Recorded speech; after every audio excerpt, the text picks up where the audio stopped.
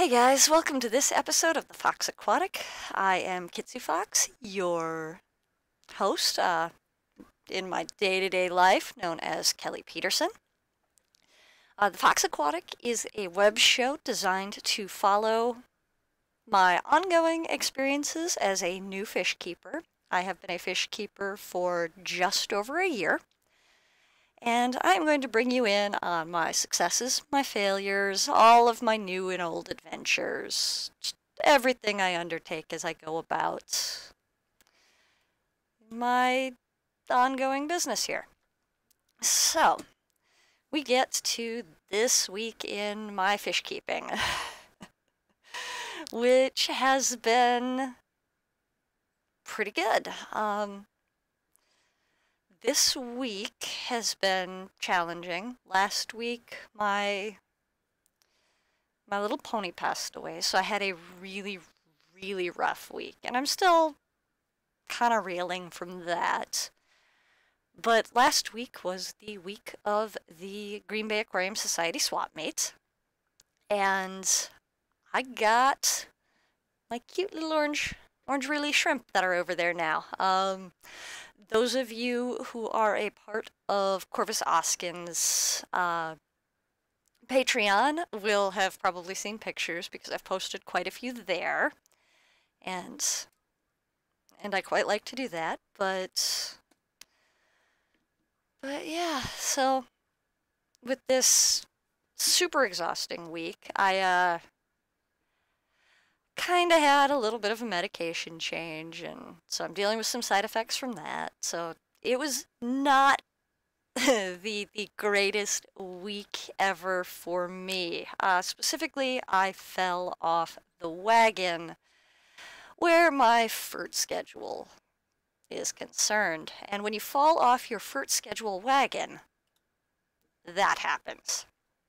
That is hair algae. And the only way I have figured out to deal with it is to go back on my FERT schedule and manually remove it. So, yay. More algae. I swear, it's algae around here all the time. We still have a little bit of staghorn, but on the plus side, the hair algae is massively outcompeting that.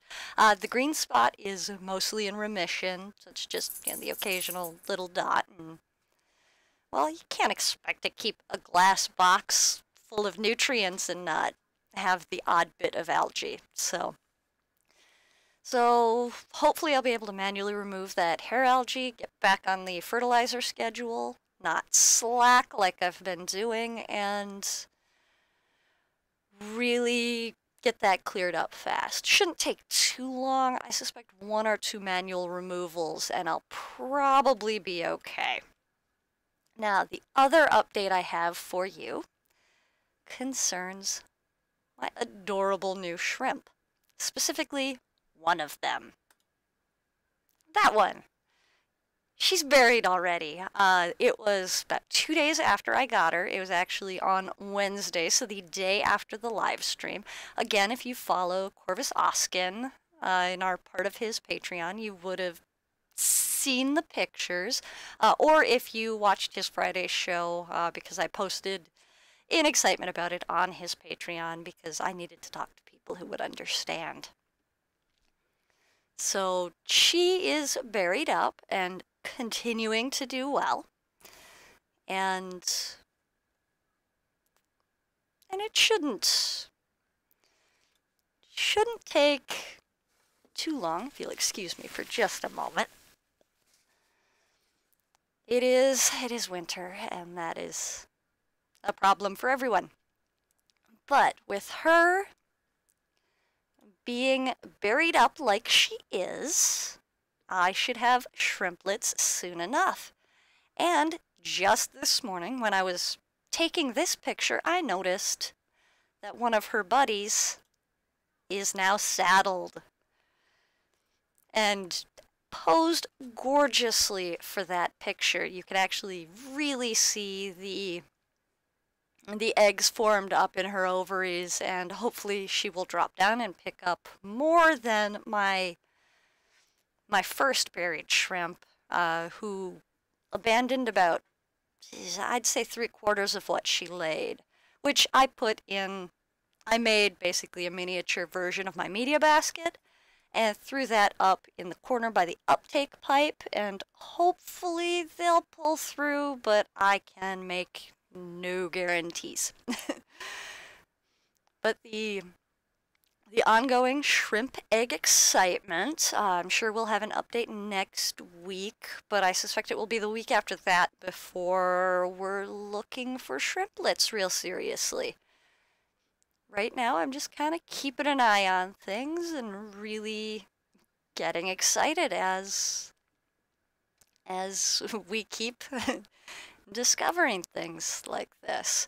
The only thing I'm slightly concerned about is that I have never seen all 6 at once since I put them in the tank.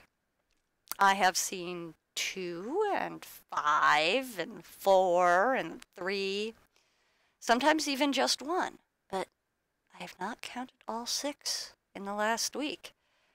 But there are no bodies, so that just means that someone's a really good hider, I hope. But, you know how it goes. Fish keeping is always a matter of, is it dead or is it hiding? Or at least that's how I've felt so far. Now, with me gushing about my brand new shrimps being wrapped up, last week I had said that I would bring you some info on how I manage feeding a 5-gallon tank frozen food without too many problems. And what I figured out for my food prep system is this. I use these little tubs. I buy them at craft stores, but I do have a link down in my description so that you could find them on Amazon. Depending on the size of your tanks, different sizes might work, but this lets me pre-portion. In this specific video that I'm doing, I'm actually doing Repashy grub pie. A lot of people have trouble getting betas to take Repashy gel foods, and I have worked around it by basically conditioning my guy to take it like pellets. I dice it up, which is actually what you'll see me doing here, but any frozen cubes of food, you can simply break up on your cutting board and deposit sections into each bit. And don't cut your hand with the knife, I guess. Cutting ice cubes is challenging, so just be careful when you do that. Some people like to say take a piece of plastic wrap and wrap it in that because that keeps pieces of your cube from flying all over the place. With the grub pie, that is unnecessary because the grub pie is basically pretty thick jello, kind of a jiggler consistency if you're from the 90s, like I am. And so for my beta to take it, I dice up the grub pie and put the diced up portion in the cute little cups. And I do recommend you be concerned about sanitation, so make sure your cups are clean and that everything that you're using is clean. Because with the handling and such, like, bacteria can compound pretty quickly. And this is actually true speed video, which I don't normally do for this segment, but in this case, I get it from start to finish processed inside of, I believe it's 6 minutes. So, and that's to do 8 days worth of food. I do 8 because that is how many fit in the little plastic baggies. I make my Repashy gel foods ahead and freeze them. And because I freeze them, I do like to do some additives, which I will get to very shortly in the video. One of the additives that I really favor is, sorry, got distracted by something acting silly on this screen, which I should not be looking at. I need to pay attention to you guys. But I use Seachem's Garlic Guard. Garlic is supposed to have great health benefits for fish. But in my case, I use it because my beta is a dragon scale, who are prone to diamond eye, according to all of my research. And I'm terrified that he is going to become blind, and then I will have trouble feeding him. So all of his food is treated with garlic guards so that he knows what food smells like, period. Now you'll see, I'm actually showing you the bottle of garlic guard in case you want to find it at your local fish store and or Petco. I actually pour it into a small dropper bottle because it makes it really easy to apply it then to his frozen food, his pellets, and all of that. So then his food all has a consistent smell. So he knows when he smells that he will find food where he smells that. I do that with his frozen food, his pellets, flakes, granules, you name it, I put it in. Then the other item I'm going to use is Seachem's Nourish, which has its own little dropper bottle. This is an aquatic animal vitamin supplement, and I do that because I am paranoid that I will miss something nutritionally and fail at feeding my pets. So I spend a great deal of time worrying and fussing and whatnot about what I'm feeding them, whether I'm providing them with adequate nutrition.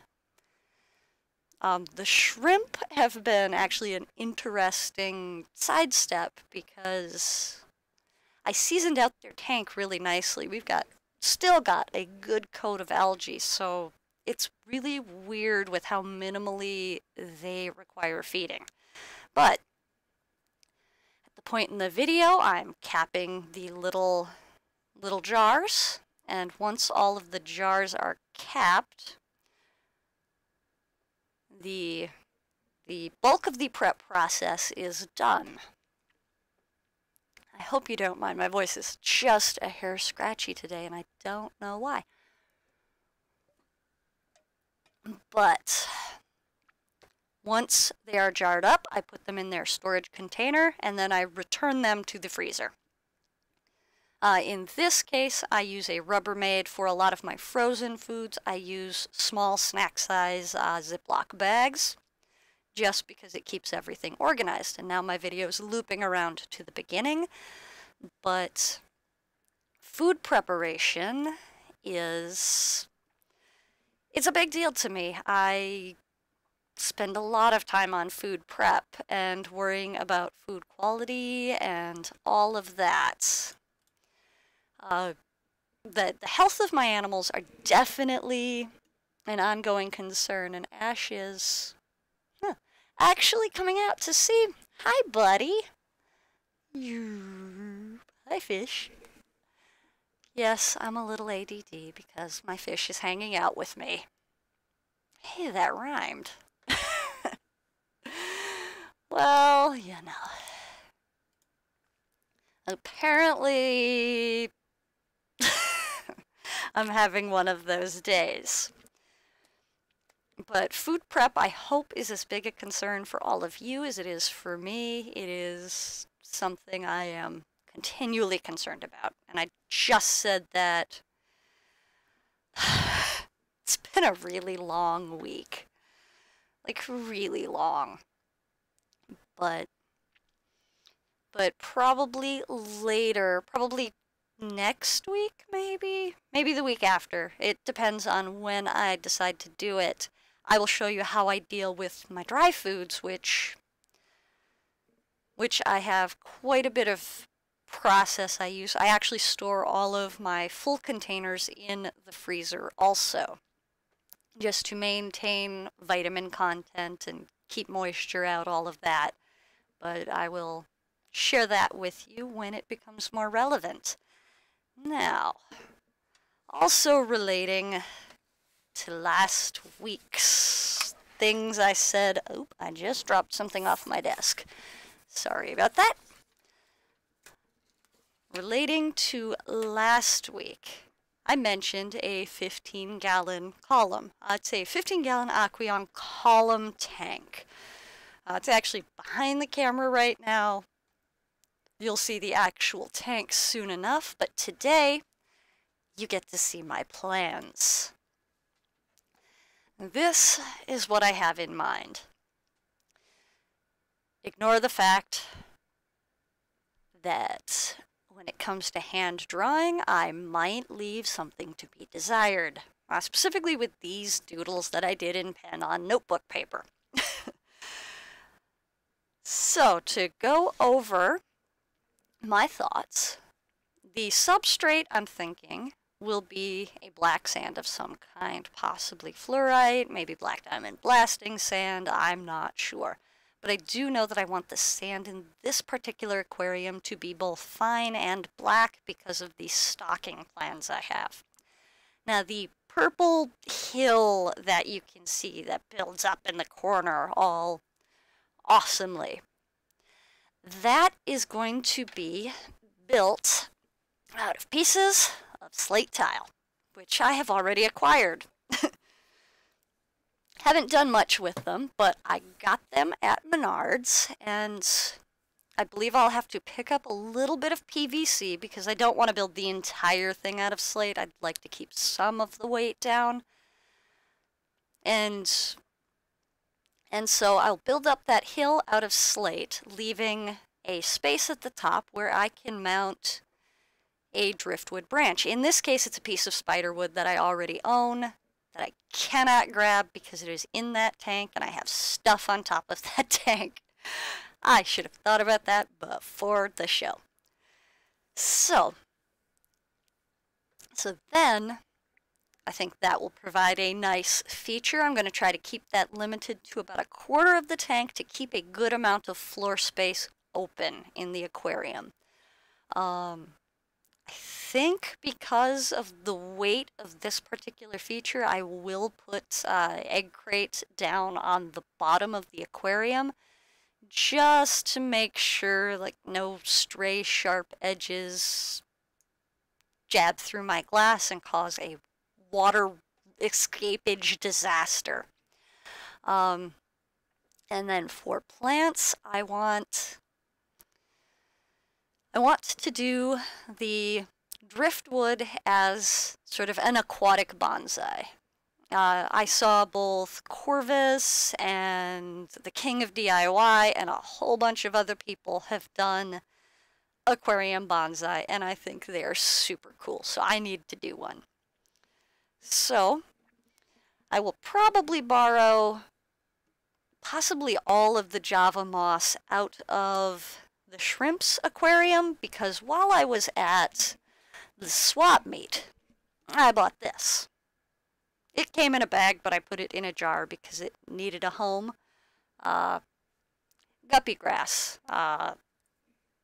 It has other names, none of which I can think of right now.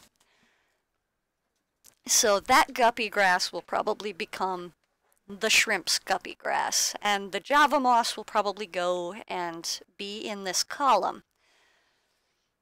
I want to do taller plants, but low light friendly plants because the tank came with a built-in light. Crazy story. I won it in a silent auction at a community soup last year. And this community soup, I actually was able to afford it because I won a cross-cut log sawing competition with my father. When it's a man and a woman, it is called a Jack and Jill. In case you missed it, I live in Wisconsin. And on top of that, I come from a logging family. So yeah, that is actually where this tank came from.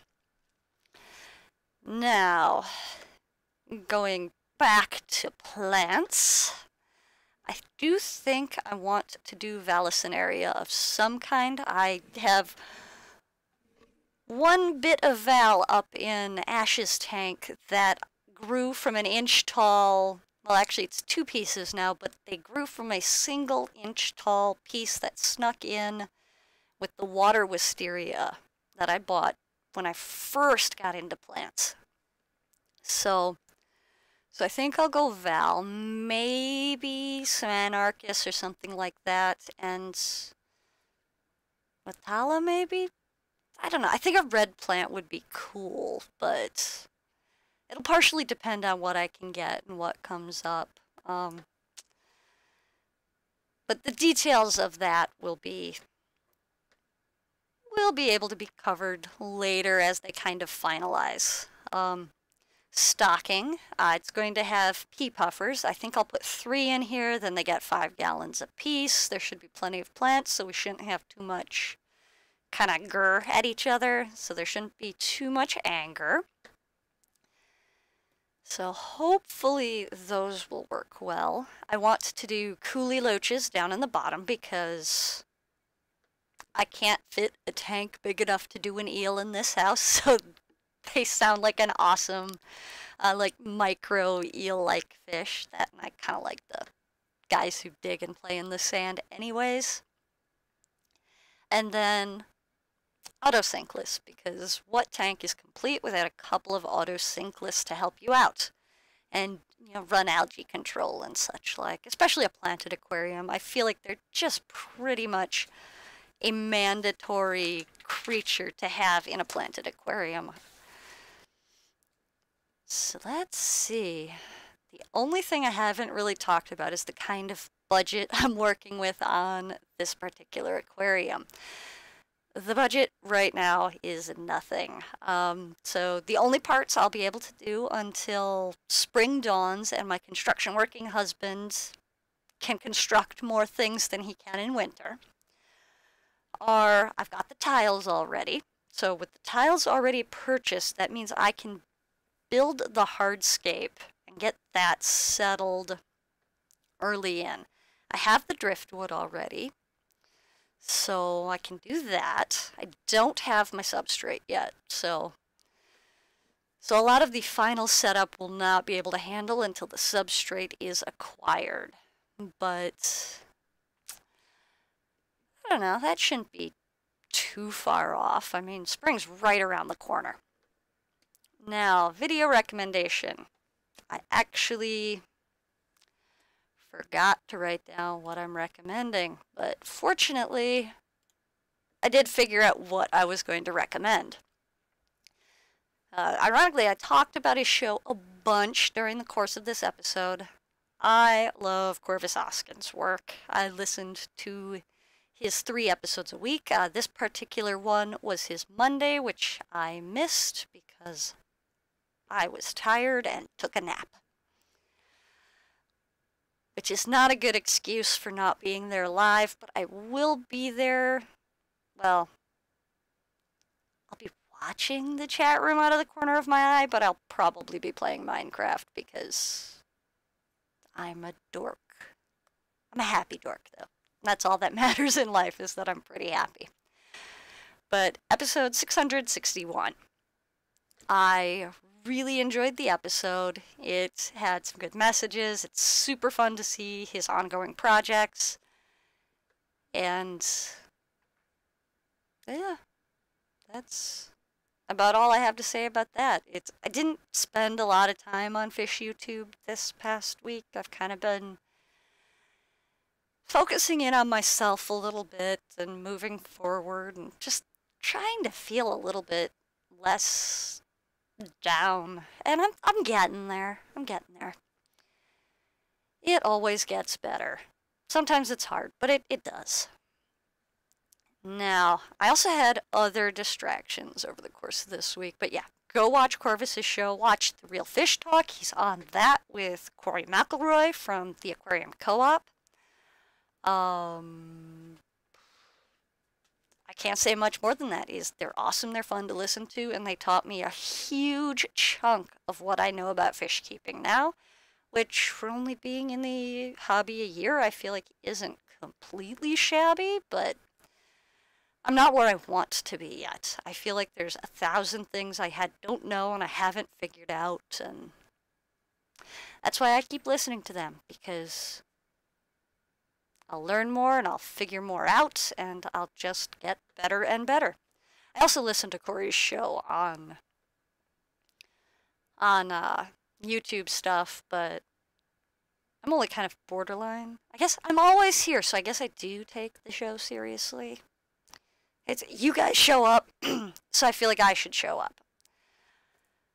Yeah, I think right now that's really about what I have to. Whoops, that was the wrong scene.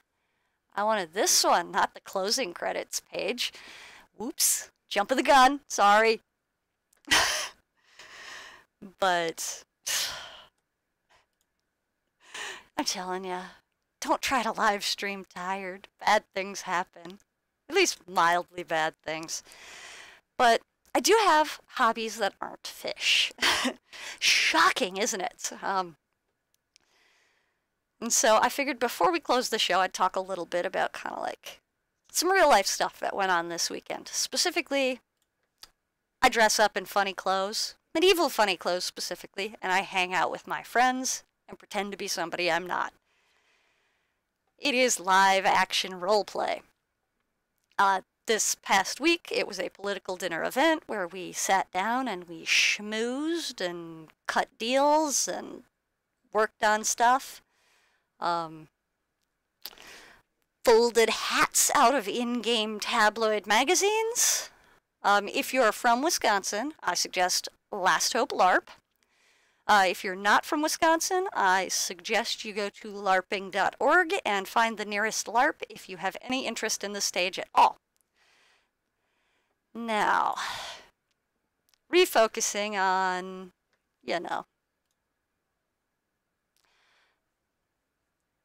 oops. I was showing pictures while I was talking, only I forgot to hit the button that put them on the screen for you guys to see them. It is really my day. Seriously. See, dinner, schmoozing, talking. You can see me and the guy who plays my bodyguard. There's us all looking concerned because the dude's super sick, and we're like, wow, you're lucky we're here. And yeah, just